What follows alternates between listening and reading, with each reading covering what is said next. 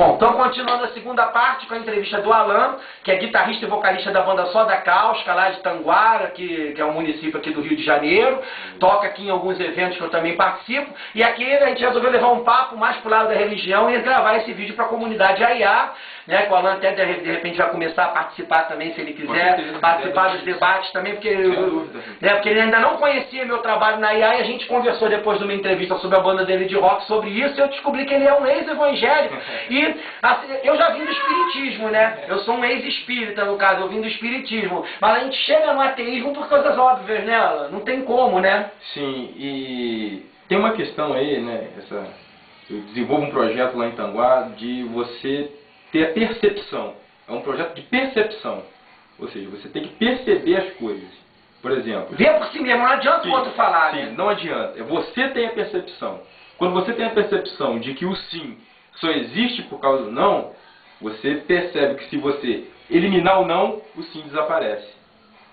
O bonito ele só existe por causa do feio. Se não tiver o grau de comparação, acaba. Se todas as mulheres fossem louras de olho verde, lindas e com corpo escultural, se não existissem as gordinhas e as feias, você nunca ia ter uma base de comparação para achar aquelas louras lindas. E aquilo ali ia ser o limite que você poderia... Não, e é isso que o Evangelho está tentando fazer, se tu parar para pensar. Todos andam iguais de terninho, eles querem acabar com todas as outras religiões, eles invadem centros espíritas. Mas eles não podem fazer isso. Acho que eles não podem fazer isso, porque se eles fizerem isso, eles mesmos se matam. Porque ele precisa do outro para poder ter base de comparação. Exatamente, mas eles não têm essa consciência, eles estão tentando acabar. Eles não têm essa consciência, e se um dia eles conseguissem o que eles mais planejam, que é acabar com a diversidade religiosa do Brasil, transformar o Brasil num país cristão, onde nenhuma outra religião que não seja cristã possa ser permitida, e que a censura aos ateus e às bandas, às pessoas que criticam esse controle... Cara, porque existem outras formas de controle, existe a televisão, existe a mídia, mas a religião é a forma mais básica, mais antiga, muito antes de existir. Muito antes de existir a televisão, os antigos pajés já dominavam através da religião as tribos. E é eficaz, né? É eficaz.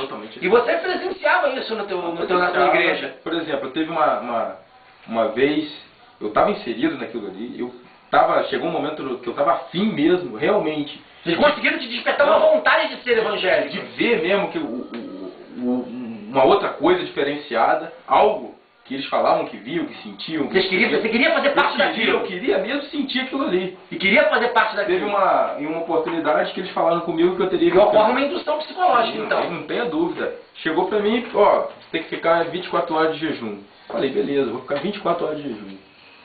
Queria estar inserido, queria conhecer as paradas lá, falei, vou ficar.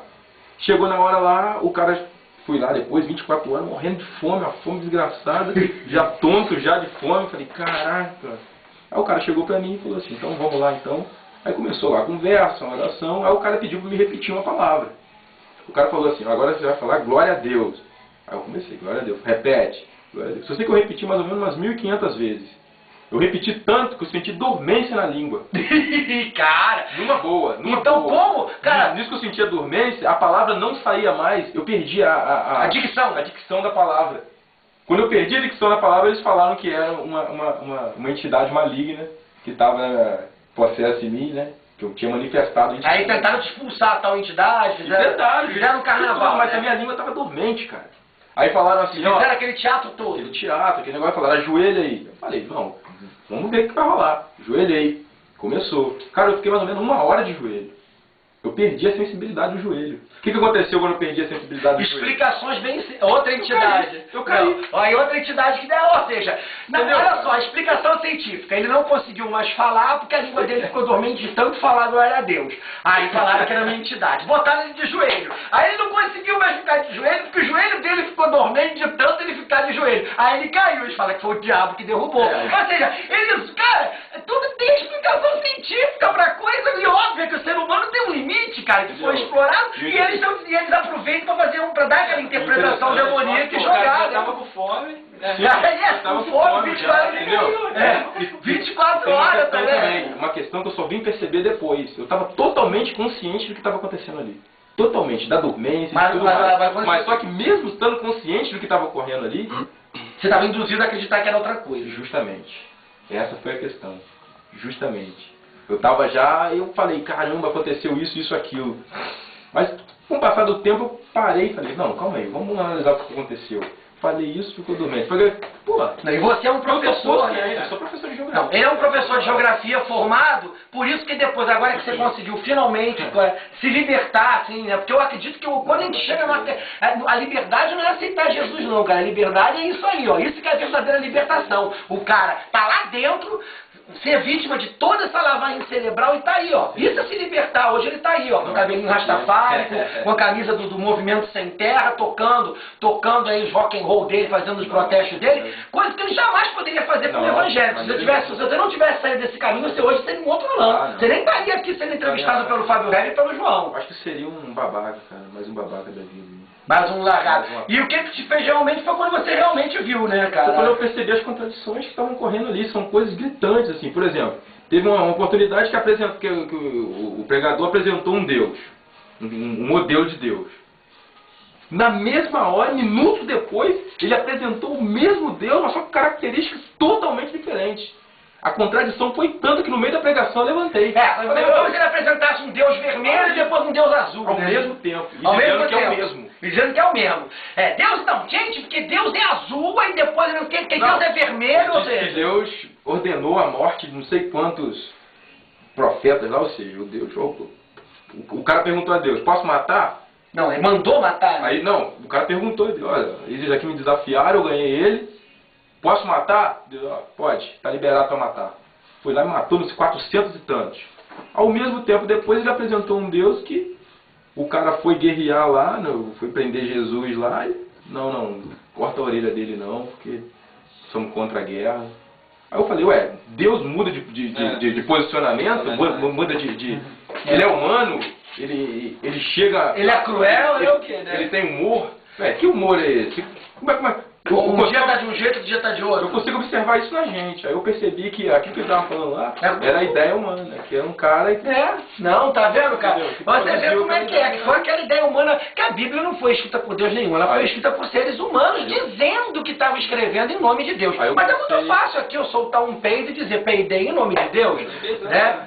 Olha, acabou. Aí é por aí, eu acho que é tudo, né, cara? É muito fácil você fazer porque é afirmativo, mas falar assim, não, me dá um soco na cara, não, Deus mandou fazer isso, pô, é muito fácil. Teve uma questão também uma vez sobre a Bíblia, sobre a Bíblia. De falar mal dele. Falaram assim comigo assim, Deus escreveu a Bíblia, o cara ele era, não sei o que, ungido por Deus, como é que se diz? Inspirado por Deus. Aí eu cheguei pro cara e falei, defina inspirado por Deus. Defina, inspirado por Deus. Cheguei no pastor lá, defina inspirado por Deus. O que é ser uma pessoa inspirada por Deus? Eu posso estar inspirado por Deus agora aqui? A pessoa falou, eu falei com o cara. Ele, não, a situação... Se eu escrever aqui e disser para você que eu fui inspirado por Deus, você vai aceitar? Não, aí ele vai dizer que você está inspirado pelo capeta. Pô. Como você está questionando ele, tentando derrubar? A gente tá, como a gente está contra a religião dele, a gente é inspirado pelo capeta e ele... Agora, Alan, vamos para pensar o seguinte. Ele é um professor de geografia, né, gente? Ele é um professor de geografia, uma pessoa hiperculta, que agora de fora você analisa tudo que aconteceu e você vê que você foi vítima de uma lavagem cerebral.